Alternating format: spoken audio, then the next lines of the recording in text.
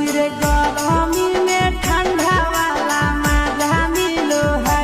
जब धारो हैला भरावा तो करे जबे हिलो है। सखी रे गरमी में ठंडा